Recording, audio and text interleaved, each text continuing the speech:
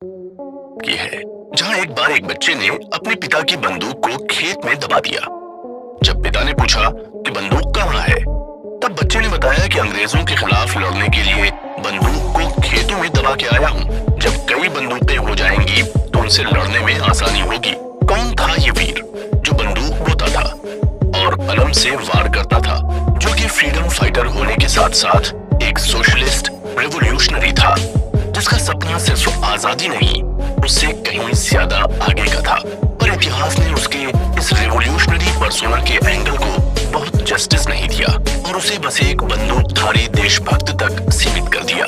ये रेवोल्यूशनरी कौन थे? दोस्तों, आज तक आपने देश के फ्रीडम फाइटर्स के बारे में जो भी सुना है, उसका सारा लबो लुबाब बस यही निकल कर आया कि भारत में दो तरीके के क्रांतिकारी थे। एक जो नॉन वायलेंट थे, शांति से प्रोटेस्ट करके उन्होंने आजादी के लिए स्ट्रगल किया।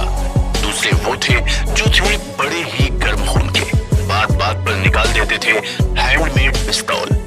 बागी किस्म के ये नौजवान पढ़ते थे कार्ल मार्क्स, मूंछों पर दाव देकर शान से लड़ते थे ब्रिटिश हुकूमत के खिलाफ। इनके बारे में कहा तो ये जाता है कि ये योद्धा अपनी पिस्टल और बाजुओं पर ज्यादा भरोसा करते थे और शांति से इनका इनकलाब आना जैसे मुमकिन ही नहीं था। लेकिन दोस्तों, अगर मैं आपको ये बताऊं कि गर्म मिजाजी के सबसे बड़े लीडर जिन्होंने दिल्ली असेंबली पर बम गिराया, जिनके ऊपर न जाने कैसे कैसे कॉन्स्पिरेसी के चार्जेस लगते रहे, जो ब्रिटिश हुकूमत के नाक में दम किए हुए थे, जिन्हें पिस्तौल और बम बनाना बखूबी आता था, वो तो असल में सदी के सबसे बड़े इंटेलेक्चुअल्स में से एक थे।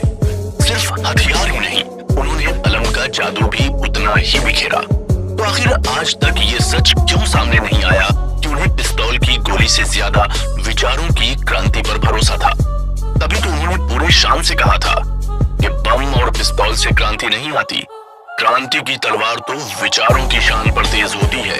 तो क्या ये योद्धा सिर्फ देशभक्त ही थे या उससे कहीं ज्यादा? क्या उनके विचार अंग्रेजी हुकूमत तक सीमित थे या वो सोचते थे इससे कहीं ज्यादा और आगे? इस योद्धा के बारे में ये भी शायद बहुत ही कम लोगों को पता है कि समुद्र सा गहरा उनका देश प्रेम तो था, उससे भी कहीं ज्यादा गहरा था उनका प्रिंसिपल ऑफ इंटरनेशनलिज्म। तभी तो जहां उनके कलम से देश प्रेम के गीत निकले, वहीं उनके कलम से निकला एक वासुदेव कुटुंबकम का ये जज्बा। यहाँ कितना महान आदर्श है, हर किसी को अपना हो जाने दो, कोई भी अजनबी ना हो। वो कैसा सुंदर समय होगा जब दुनिया से परायेपन का भाव हमेशा के लिए मिट जाएगा। वो दिन जब ये आदर्श स्थापित होगा, उस दिन यहाँ कह सकेंगे कि दुनिया ने अपनी ऊंचाई को छू लिया है। इस ऑडियो सीरीज के नायक की हस्ती कुछ ऐसी है कि अपने आखिर के पल में भी ईश्वर को याद किए जाने का कहने पर उनका जवाब था कि पूरी उम्र मैं नास्तिक था। अगर अब मौत से डर कर ईश्वर से शरण